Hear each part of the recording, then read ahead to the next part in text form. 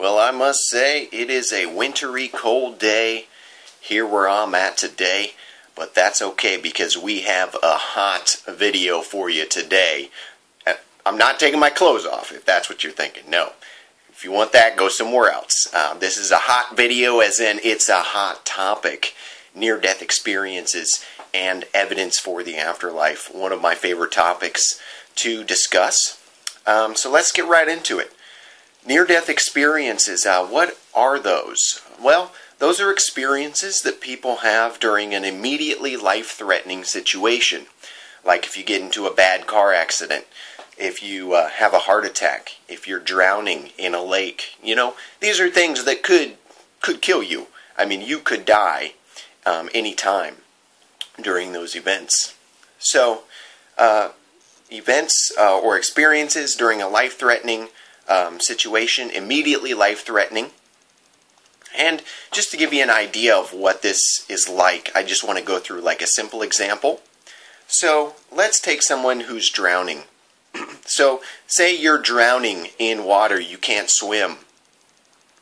Okay, so you're going to be struggling to try and get to the surface of the water. Once you go under the water, you're going to be taking in water, and it's going to be filling up your lungs. You're going to experience a lot of pain from that. But then, what will happen in a near-death experience is at some point, an overwhelming calm will overcome the body. You'll just all of a sudden feel calm, and maybe even before that, you'll hear a voice inside your head saying, "Let go, stop fighting." And then when you do that, all of a sudden, this calm feeling will overcome you, and then you're outside of your body. At some point, you actually leave your body and you're floating above the water in the air somewhere.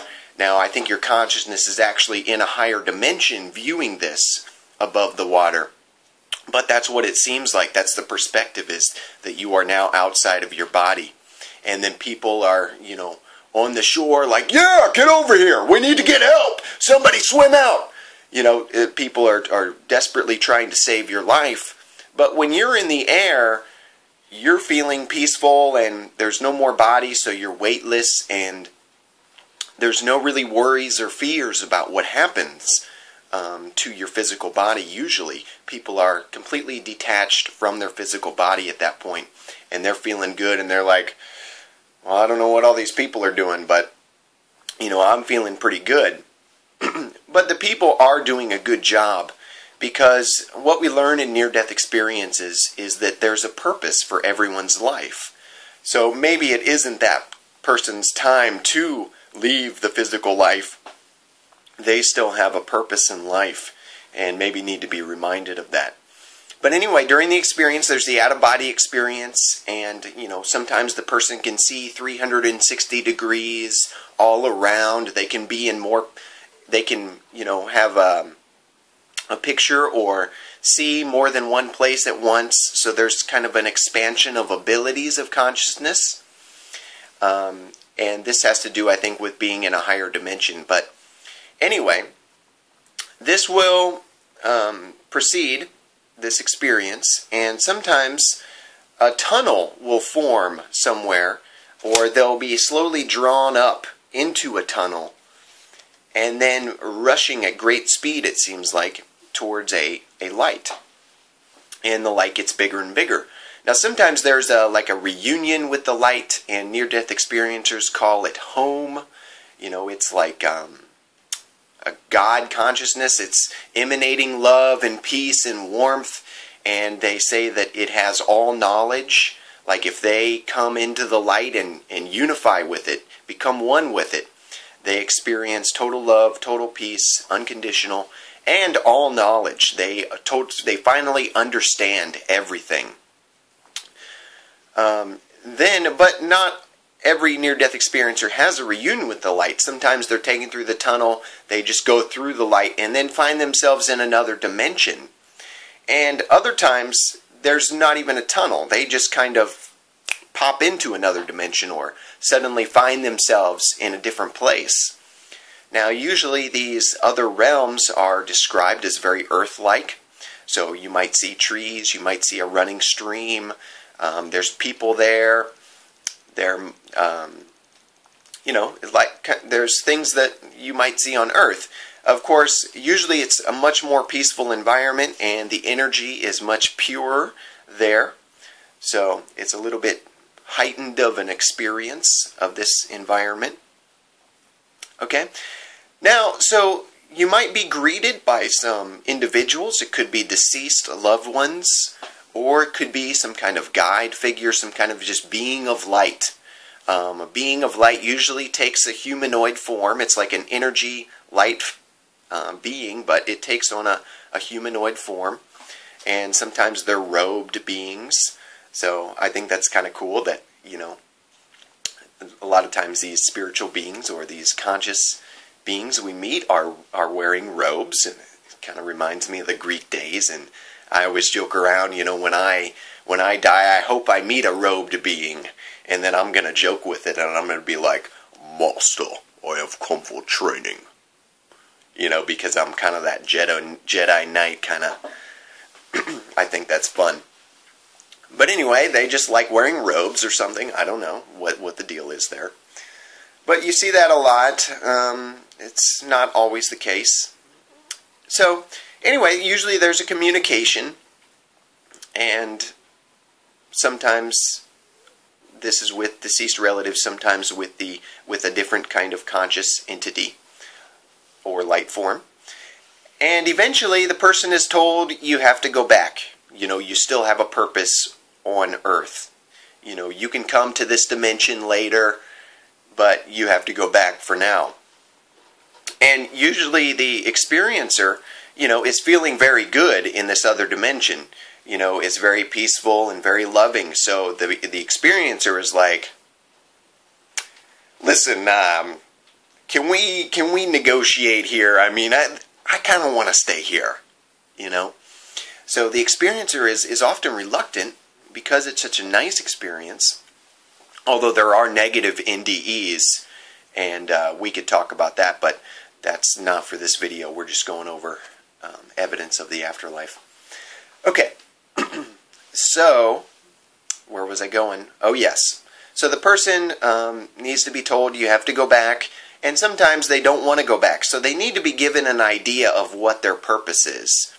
So they might be telepathically communicated to, and telepathy works in images and feelings. You can send images or feelings to other people and also thoughts. And so they might get an image in their mind. This being will send them an image of their say, 3-year-old daughter. And maybe they'll even be shown the future. What would happen if they passed? You know, how that would affect their 3-year-old daughter. And, of course, the idea is that, you know, your purpose is to be in her life and to help her. You know, that's part of your purpose, and you need to go back for this child. Now, that's love. You know, you have love for that child, and that cannot be denied. And so the person will go back out of this sense of duty and responsibility and love. Really, ultimately, it's all about love. That love underlies everything. Okay? So that's kind of just an example of a near-death experience. Now, that's not, you know, like... it's not the case with everyone. People experience different things, and there can be a life review we didn't talk about. But that's, you know, a basic what a near-death experience is like. Okay, so the question is, how do we know that this is a real experience and not being created by the brain? Well, one of the biggest ways to know that it's a real experience is to be able to verify someone's out-of-body perceptions. We talked about the out-of-body experience. You find yourself outside of your body viewing the environment. Well, if we can verify that what they viewed at that time was accurate, did actually happen, then that gives evidence that it's real. The brain's not creating it, because the brain should be shutting down and non-functional during this life-threatening situation. In fact, I want to go to Pim Van Lommel. He wrote a great book called Beyond, or Consciousness Beyond Life. And in his book, he talks about what happens to the brain during a cardiac arrest, because he did a study of cardiac arrest patients who had NDEs. And he talks about it right here. What happens to the brain? So he says, during cardiac arrest, the loss of function of both the cerebral cortex and the brainstem results in unconsciousness within seconds. All brainstem reflexes are gone too.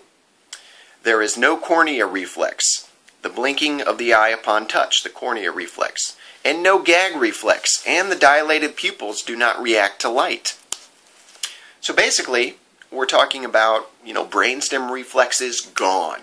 Your cerebral cortex, which controls the higher brain functioning, it's out. No activity. Activity's gone.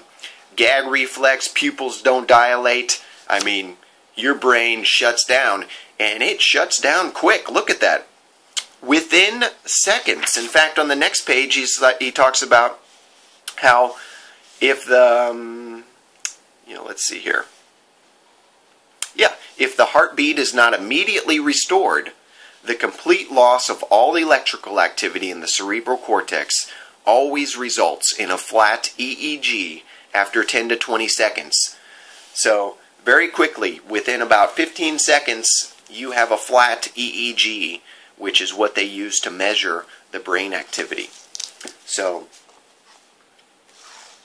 if someone is experiencing outside of their body during that time, well, after the first 15 seconds anyway, if they're experiencing and viewing what's going on, and we can verify that, that means their brain absolutely was not involved. We know that. We know it's shut down. We've done the studies. We know how the brain reacts under cardiac arrest.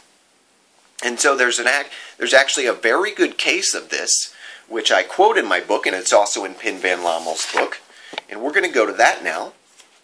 And I want to read you a little bit about what a nurse reported to Pim van Lommel about what happened to one of his patients.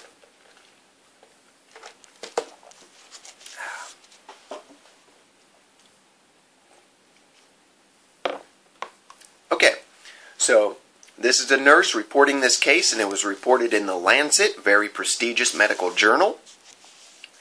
And she says, or he says, during the night shift, the ambulance crew brings in a 44-year-old cyanotic, purplish blue, skin discoloration, comatose man. That means he had undergone a cardiac arrest, and he's been in that state for a while. Purplish blue skin discoloration. His skin's already turning colors, and he's comatose. So brain function, gone. We know that. Okay. But here's what happened. So he was admitted to the coronary care unit, and he received artificial respiration. But when the nurse wanted to change the respiration method to intubate the patient turns out to have dentures in his mouth. So before intubating him, before putting the tube down his throat, he had to remove the upper set of dentures and put it on the crash cart. And then they could continue resuscitation. More than a week later, so the patient's in a coma for a week, and then returns to the coronary care unit, and the nurse sees him when the nurse distributes the medication. And the nurse says, as soon as he sees me, he says, oh yes, but you know where my dentures are. Okay, so it's kind of like the nurse is just doing his medication rounds, and all of a sudden this patient who he had worked on when he was brought into the hospital is like, oh, there you are, finally, I found you. Like he recognizes this particular nurse, and this nurse hasn't seen him for a week because he was in the intensive care unit. They took him to the intensive care unit, and this nurse hadn't seen him for a week. All of a sudden there's this immediate recognition of the nurse by the patient. And so the nurse says, I'm flabbergasted. Then he tells me, yes, you were there when they brought me into the hospital, and you took my dentures out of my mouth and put them on that cart. It had all these bottles on it, and there was a sliding drawer underneath. and you put my teeth there. That's what the patient told him. So, this nurse remembers him being in a deep coma and, knows there's no way he could have seen this happen. So the nurse decides to question him further. And the nurse says it turns out the patient had seen himself lying in bed and that he had watched from above how nursing staff and doctors had been busy resuscitating him. He was also able to give an accurate and detailed description of the small room where he had been resuscitated and of the appearance of those present. So he was able to view this scene outside of his body. Now, some skeptics have said, well, maybe they were doing some heart massage or, trying to resuscitate him, and that got enough blood flow back to the brain in order for him to have some kind of peripheral conscious awareness. But the nurse was interviewed and was adamant on this point and said there's no way he could have been conscious. So in the Journal of Near-Death Studies, it was reported that the patient had not shown any sign whatsoever of being conscious at the time. He was clinically dead, period. No heartbeat, no breathing, no blood pressure, and cold as ice. The ambulance personnel had tried to carry out some reanimation while driving to the hospital, but without result. Most important, immediately after the patient entered the hospital, the nurse removed the dentures from the patient's mouth and intubated him before starting up the entire reanimation procedure. So, before they even decide to, or before they even can start resuscitating him, they have to take his dentures out and get that tube in. So, this observation happened before they started the resuscitation procedures because they failed to do anything really in the ambulance. So, it couldn't have been due to the resuscitation efforts already being undergoing. Okay.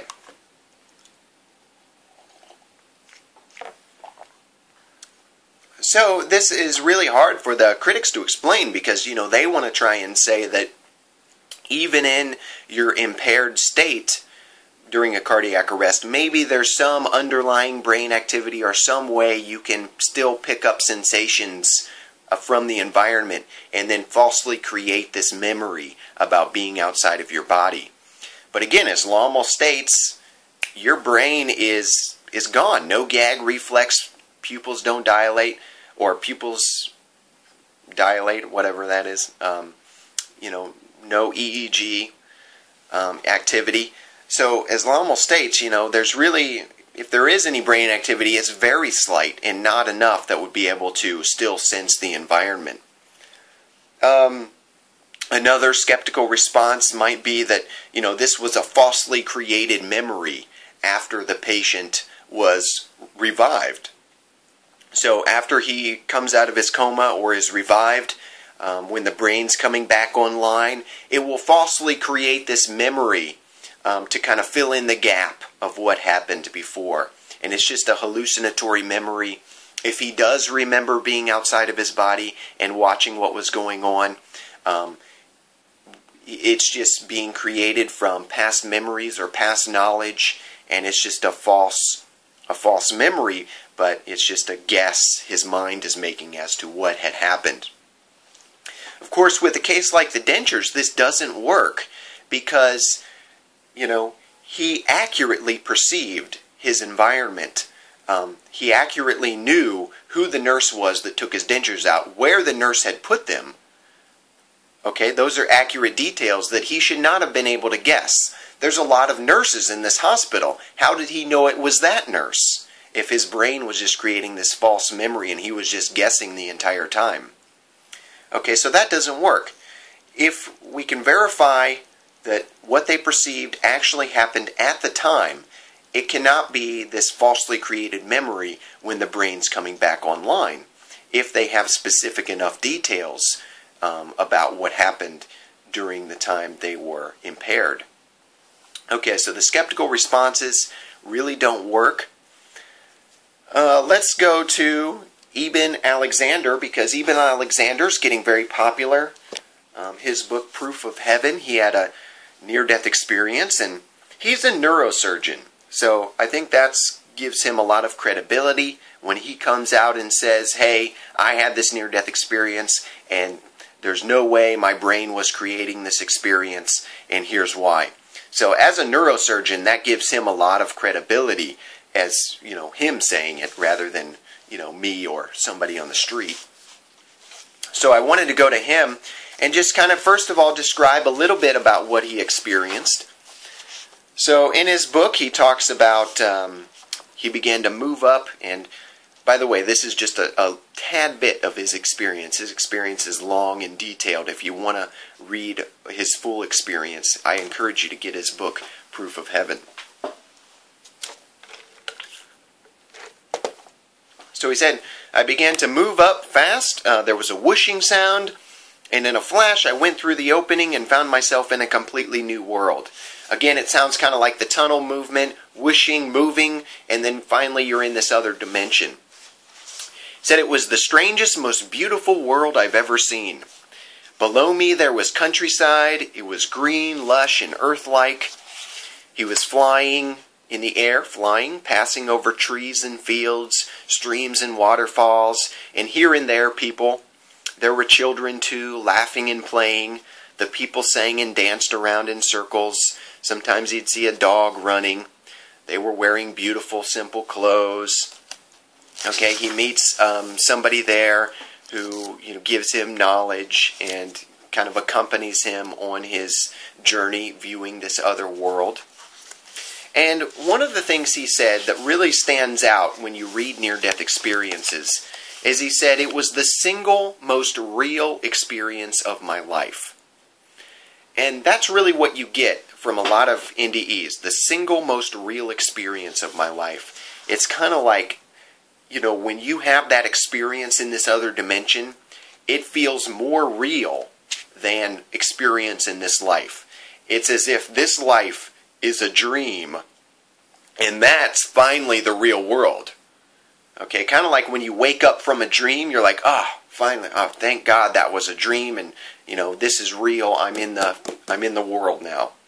Well, this is kind of like that. You have this experience, and it's kind of like, wow, this is real. What I was experiencing was not near as real as this.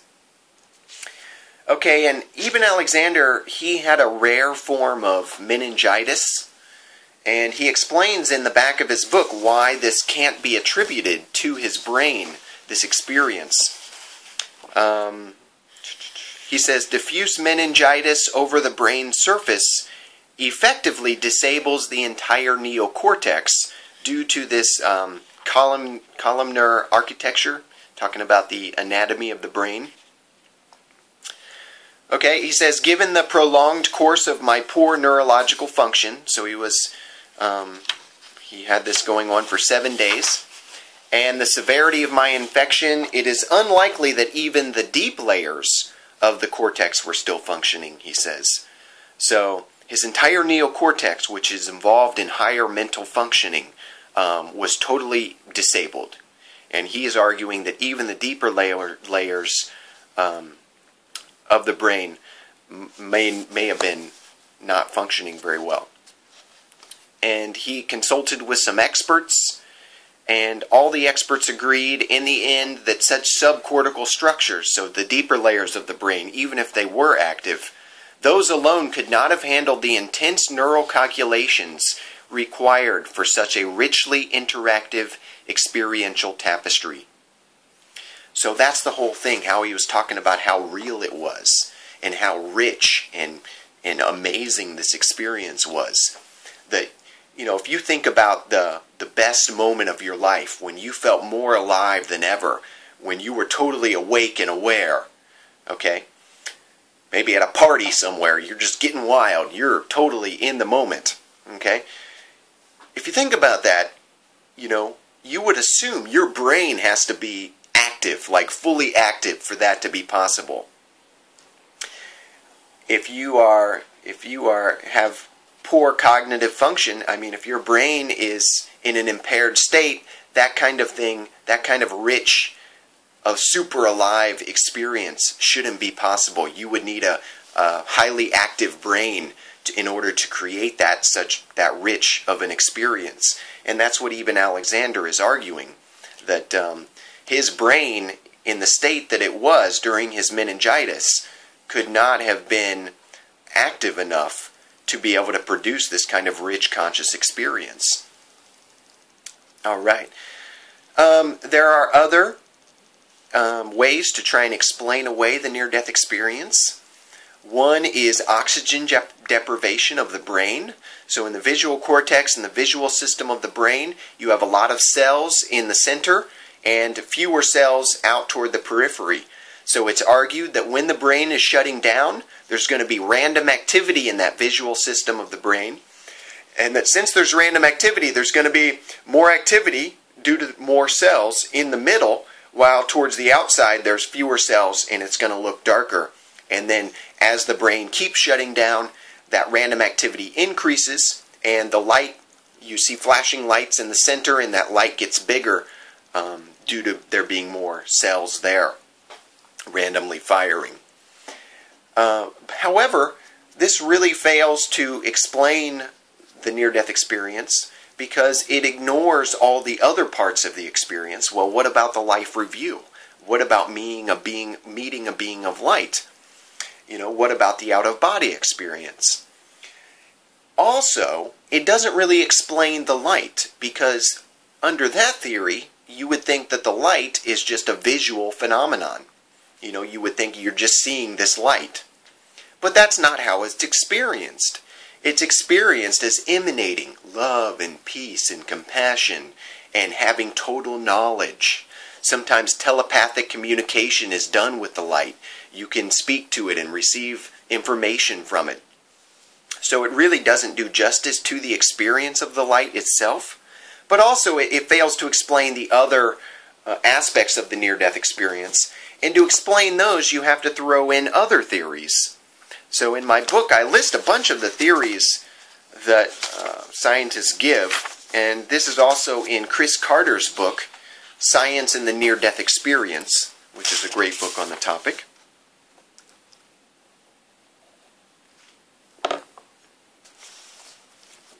Okay, so what other theories do they have to kind of... I talk about it as like making an NDE recipe. Like, let's take this theory and let's take this one and mix them up and, we explained NDEs. So, what you've got is numerous theories that have to be put together into a complex system in order to explain everything. So, some include endorphins released to produce the feelings of peace and calm, excessive carbon dioxide in the brain that might produce a false sense of being out of body, temporal lobe seizures, and this is because during a temporal lobe seizure, some people will experience flashbacks, like previous memories they'll see again in their mind, and so that might explain the life review. Also, fantasy and wishful thinking, so just wishful thinking about there being an afterlife. Dissociated states due to trauma. So during a traumatic event, like if you're in a war or you're experiencing some trauma, the mind wants to take itself away from that situation. It wants to dissociate. So a lot of people will have out-of-body experiences due to the excessive trauma because you can't fully experience it at the time. It's so traumatic that the mind will take itself away. Now, of course, the mainstream scientists and psychologists will say that that is not a real out-of-body experience, but just created by the brain. It's a false sensation. Of course, we know better because we talked about how it can be verified. Okay, and imaginative reconstructions of what was happening during resuscitation. So, this is probably what happened. You're just imagining, this is probably what the doctor did. Again, we talked about a case where that's not the case. Okay, semi-conscious perception means there's some underlying brain activity you can still perceive in some way. And finally, the most interesting one is memories of birth. So when you're born, you go through the tunnel down there. You go through the tunnel, and you come into a hospital, and there's light, and there's this doctor in a robe, or not really a robe, but a gown or whatever. So some people suggest that it's a memory of your birth. Okay. So there's a lot of problems with all these theories. Now I'm just going to hit on maybe one or two. So first of all, the epileptic seizure, as far as explaining the memory, the life review. Now, we didn't talk about the life review in our example, but just to give you an idea, during a life review, sometimes it can seem like a circular movie theater surrounds you, and you can see every event that ever happened in your life. And now, not all events, are very strong. You might focus on certain events, but your entire life is there, and it's kind of like you can experience it over again at once. Because during this experience in this other dimension, you're outside of time. So there's really no way to judge how long the experience takes. But experiencers describe it as happening like really quick. And now sometimes there's another being there assisting you during the life review and kind of pointing things out in your life, helping you to learn from those experiences. It's very learning oriented, especially focusing on how your actions affected other people in your life. Like if you said something or did something that hurt another person, well, you will experience what they felt and how that affected them. Vice versa, if you did something very nice, or you said something, or maybe you smiled to somebody passing by on the street, you will see how, what effects came out of that, came out of what you did. You will experience the joy that person felt and see how that affected them.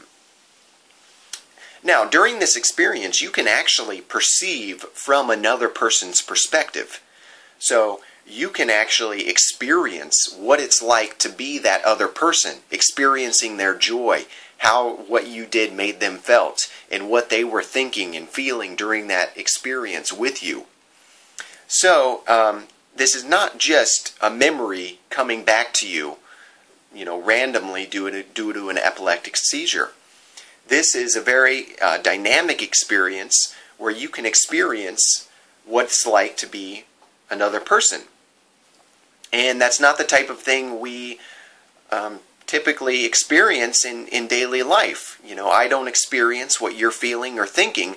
I might empathize with you, but I don't directly experience your consciousness, which seems to be the case in NDEs. So, I don't think that epileptic seizures can explain the life review. It just doesn't explain the experience itself. Also, we talked about the light. The oxygen deprivation theory really can't explain that very well. And then as far as imaginative reconstructions and all that, we talked about the case, and there's other cases where people can verify specific details of what happened during their impaired state when they could not have been conscious. And there are other examples I could have given. Okay, as far as memories of birth or something like that, well, memories of birth, you would think the experience of that would be too uniform across people. But near-death experiences are very varied. Some people just have an out-of-body experience and don't experience going through a tunnel into a light, or meeting a spiritual being. So, not everybody experiences the tunnel and light, and that's just a part of it. A part of the experience again. So, it couldn't explain like the life review. If it was a memory of birth, it couldn't explain if you have just an out-of-body experience. It couldn't explain a lot of things. Now, I want to move to a little bit of other evidence for life after death. I knew this was going to be a long video because there's so much to talk about here. Alright, so let's move on. We are moving on to Chris Carter's book, Science and the Afterlife Experience. That's his newest book, and I encourage everybody to pick that up because that's a good one. Now, we're going to go to mediumship. So mediums are people who can communicate with the deceased through their minds, the deceased consciousness, which is still ongoing in another dimension. They can communicate with it. And there have been efforts to try and test mediums to see if they, can really come up with information that they should not be aware of. Now, one of the most interesting ways to test a medium is by means of an alternate sitter. Now, what this means is that you have someone go to the medium to get information who is not connected and doesn't know the person who he's getting information for. That rules out any type of cold reading where the medium kind of fishes for information and tries to get it out of the person sitting there, because the alternate sitter doesn't know anything. I mean, he knows a couple of facts, like in this one case. Let's see here. Yeah, it says, Chris Carter says, the only facts that Thomas, this alternate sitter, was told about the deceased individual were his name, his hometown, and his date of death. So he has 3 pieces of information to give the medium. So here's this guy's name, here's where he lived, and this is when he died. But otherwise, the person sitting with the medium has no idea what's going on or anything about this person. And this was arranged by a professor named E.R. Dodds, and he was a well-known critic of survival evidence, so he did not believe that mediums were legit. He thought they were making stuff up, so he designed this test himself. And the sitting was for a Mrs. Leonard, who, again, the sitter did not know, but the professor knew Mrs. Leonard, and... oh, no, I'm sorry. Mrs. Leonard was the medium. It was Mrs. Lewis. The professor knew Mrs. Lewis, and she wanted to contact her deceased father. Okay, so he sends Thomas with, who doesn't know the deceased father, but, he tells Thomas the 3 pieces of information to give to the medium. And Thomas sits with the medium and gives her the information, and then she contacts this deceased individual. And I'll just read a little bit about what she was able to tell him. She seemed to get in touch with him right away, and she described instruments that he worked with, mathematical formulas he used, and more personal matters, such as the pet name of his daughter. And she even gave the names of 3 people who had shared with him an especially happy period in his life. But one name kind of puzzled her, and she said it might be Reese, R-E-E-C-E, but sounds like Riss, R-I-S-S. So the medium wasn't sure what the name was, Reese or Riss. Now, these are interesting details because Mrs. Lewis, who is the daughter of this deceased person, she said that the names and nickname that were given about this happy time in his life were correct. These were correct names about people who shared this period of his life. But she found the reference to Reese particularly interesting. And I'm quoting here from Chris Carter. He says, during the happy period referred to, her elder brother and had hero worshipped an older schoolboy whose name was Reese, R-E-E-S. She said, Chris Carter says, her brother had stated that his name was spelled Reese, R-E-E-S, but not Reese, R-E-E-C-E. So many times that his younger sisters would tease him by singing not Reese, but Riss, until their father stopped them. So this was obviously a memory that their father still remembered and knew that his daughter, who was trying to get this information from the medium, would, automatically understand that, so many times his younger sisters would tease the brother by saying not Reese but Riss, and their father would be like, stop that, knock that off. Okay, but that's such a highly specific detail that, probably doesn't mean anything to most people. I mean, this is like 1 in a billion chance of getting that right, that specific name in the spelling. That's really amazing and suggestive that maybe she was really in contact with the deceased. And overall, it says over 5 sittings, 124 items of information were given. 51 classified as correct, 12 as good, 32 fair, 2 poor, and 22 as doubtful. Finally, 5 as wrong. So only 5 of 124 items were classified as dead wrong. But the majority were classified as good or correct. 51 correct. That's correct. The detail the medium gave about this woman's father. 12 good, 32 fair. So most were, in the range of being right, or they were right. And especially with those specific details, that really lends evidence to for the paranormal.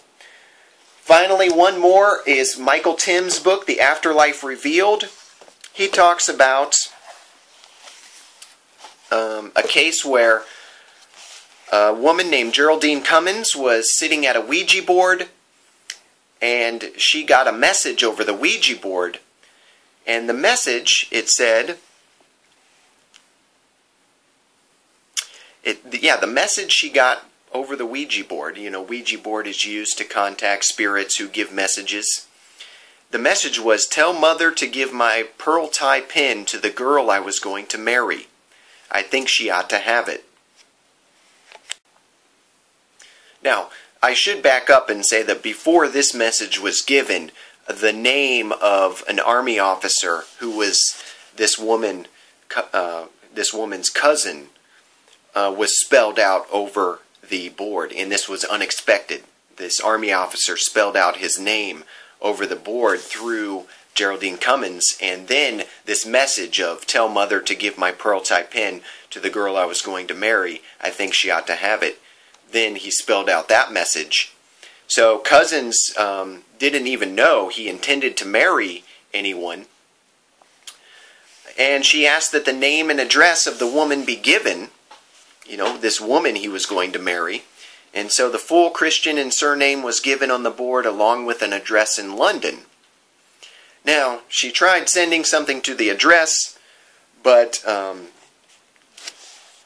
the address must have been communicated or taken down wrong, because the letter was returned after she sent it to that address.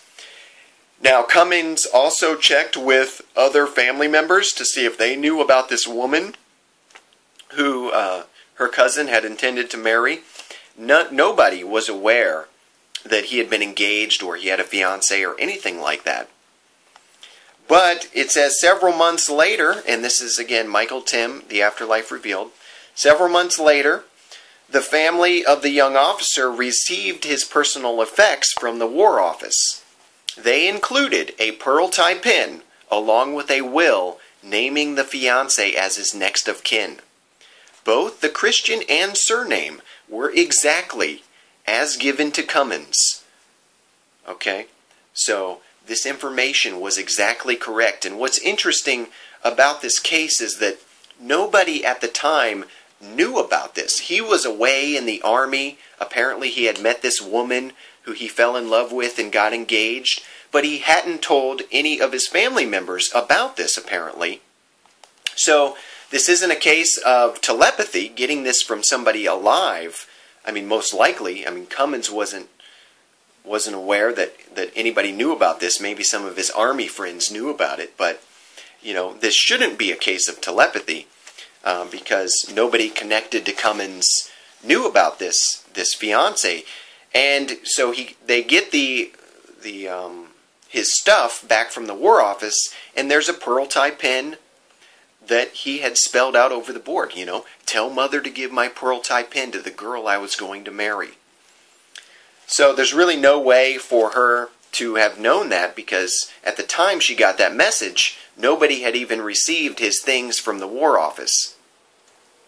And that was investigated by a Sir William Barrett, and he interviewed all the people involved and wrote up the report. So that provides pretty good evidence that there can be communication with deceased individuals. Their consciousness is still ongoing, and still has a will, still wants to do things, as such as have this pearl type pen be given to his fiance. Now there are other interesting cases. There's a case about a will, and this is talked about by Chris Carter. If you want to find out more about this, about some sons, and the father had written a will, and in the will he gave all his property to only one of the children, of his children. But he had written a second will that nobody knew about. None of his sons, or nobody knew about the second will until a few years later, when one of his sons had a dream where his father came to him and told him, check, my will is in my overcoat pocket. And so his son went to check the overcoat pocket. He went to his mother's and was like, can I look? Does Dad still have this coat or whatever? And he checked the pocket, and there was a note that said to read this passage in Genesis. And so he got his father's old Bible, opened it up, and there was a will inside that was dated after the first will, and divided the property up equally amongst the sons. Now remember, this was 2, 3, I don't remember exactly, let me check it. 120, let's see. Oh, this was 4 years later that the son had this dream. So, it's not a case of, the other sons were jealous and they really wanted this property, so they made this fake will, because why would they wait 4 years to do that? And this case was taken to court. So there was a big court case because his son that had all the property wanted to contest it. But when everybody looked at the will and saw the handwriting, they all agreed in the end that yes, this was our father's handwriting, and this is true. This will was written by him. So that was taken to court. You can look up the court documents probably. Okay, so there's another piece of evidence for the deceased still being alive, coming to him in a dream and communicating this. So consciousness continues to exist after death. The next video is going to be on intelligent design. Make sure you're here for that. That's going to be a very interesting video, and it's been a good time. I'll see you later.